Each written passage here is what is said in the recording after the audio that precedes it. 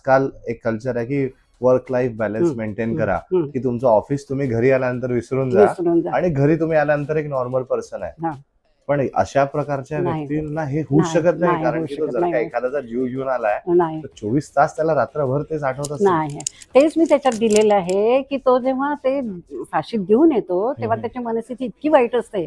बरं, घरच्यांना त्याने सांगितलं नसतं की मी ज्याला असं काम करतो म्हणून, कारण घरच्यांनी त्याला परमिशन दिली नसते ना. अरे बाबा, नोकरी सोड, घरी बस, असं म्हटलं असतं की नाही. स्वाभाविक आहे, आपलंही कोणी असतं तर आपण तेच म्हटलं असतं. पण त्याच्यामुळे तो असा आला की उदास असायचा.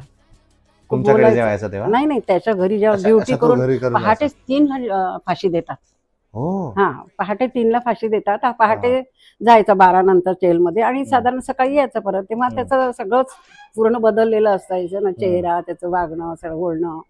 मग ना बायकोला संशय येतो की नेमकं काय असा का वागतो. आणि मग जेव्हा तो सांगतो की मी असं असं काम करतो, तेव्हापासून मग त्याचं फॅमिली लाईफ पण बदलतं ना. मग ती त्याचा राग करायला लागते. पण हा